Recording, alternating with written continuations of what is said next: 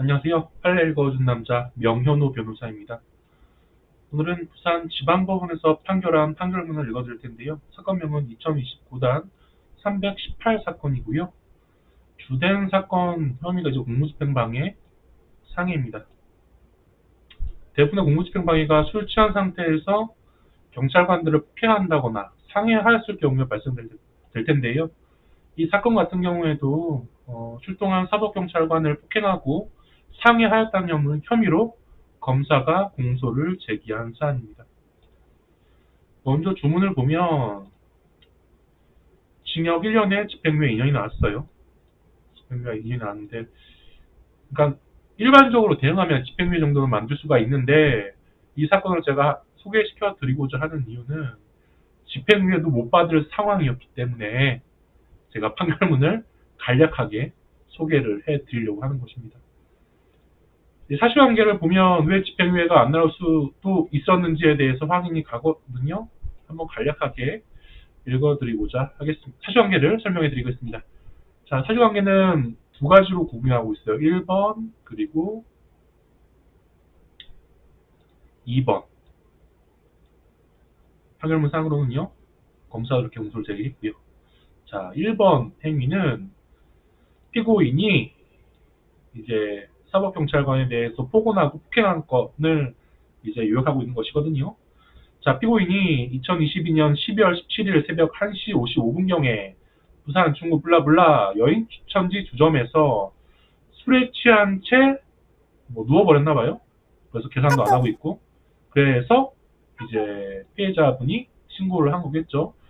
그래서 사법경찰관들이 출동을 했는데 경찰관들에게 피고인이 내가 뭐 잘못했냐, 안 간다 시발로마, 내가 왜 잘못했냐, 너희들이 뭐고 안 간다, 내가 여기 주인이다, 너희들이나 가라고 폭언하고 욕설을 했다는 거예요. 그리고 출동한 사법경찰관 경위민 땡땡분에게 달려들어서 외근조끼 휴대폰 수납 부분을 손으로 잡아 뜯으려고 하고 이렇게 잡아넣는 거겠죠.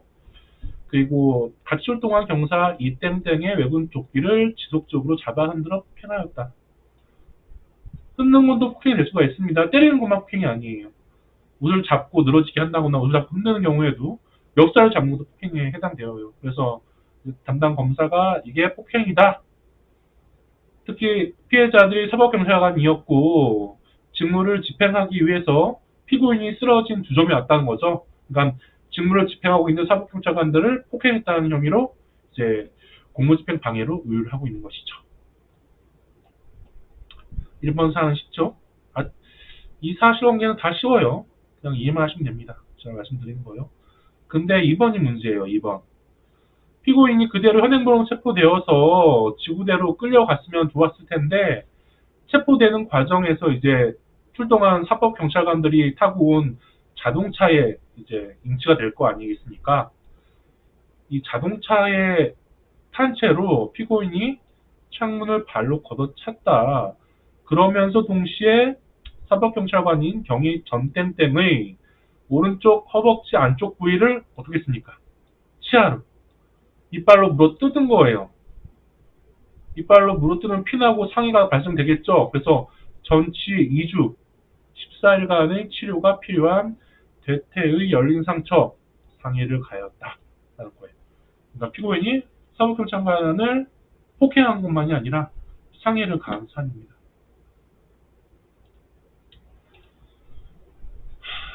공무집행 방해 관련되어서는 제가 웬만하면 다 집행유예 만들어 드릴 거니까 걱정하지 마시라라고 말씀을 드리는데 이 사건 같은 경우에는 피해자인 사법경찰관분이 상해를 입었기 때문에 법정 구속의 위험이 있었어요. 그리고 피고인한테는 동종 전과가 없었거든요. 동종 전과는 없었는데 술에 취한 채 사람을 때린 폭행 전과가 1회 있었어요. 이종 전과이긴 한데 누군가를 술 취한 상태에서 때렸다는 의미에서는 법적 가치가 판사님이 보기에는 비슷할 수가 있거든요. 이제 그런 상황이었기 때문에 이것을 어떻게 처리해야 될지 고민을 많이 했습니다. 그리고 공무집행 방해죄 같은 경우에는 경찰청 내부적으로 합의 주지 말라라는 지침이 있어요. 그래서 사법경찰관이 웬만해서는 잘 합의를 안 해줍니다. 이 사건 같은 경우에도 사법경찰관이 합의를 안 해준다고 했어요. 그래서 저희들이 아니면 제가 무엇을 하겠습니까? 네, 형사공탁을 하였습니다. 형사공탁금 제도가 최근에 법령 개정이 있어서요.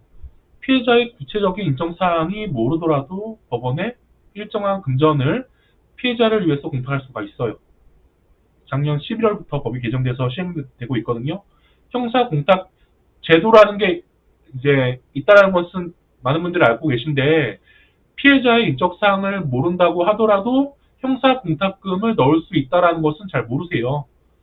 그래서 피해자가 합의를 원칙적으로 안 해준다거나 아니면 피해자가 합의금을 과다하게 부르는 경우에는 형사공탁제도를 적극적으로 활용해서요.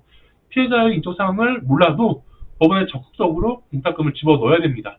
그러면 물론 피해자와 합의를 한 것만큼의 양형 효과는 발휘하지는 않더라도 법정 구속되는 것을 막을 수 있게끔 조금의 뭐랄까요 효과를 발휘할 수 있어요.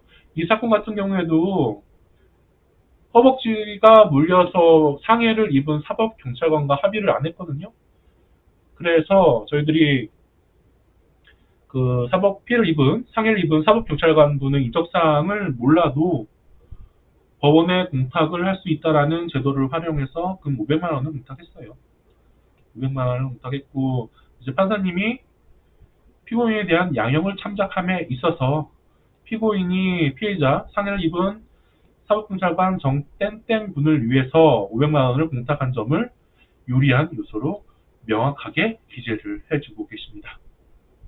괜찮으시죠? 제가 이 사건 판결문을 읽어드린 이유는 공무집행 방해 사건에서 피해 공무원이 상해를 입은 사안 같은 경우에는 법정 구속의 위험이 굉장히 많다.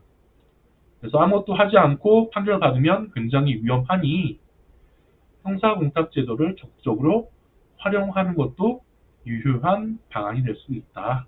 정도 읽어드리려고 이 사건 판결문을 읽어드렸습니다. 집행유예가 나온 사안이니까요.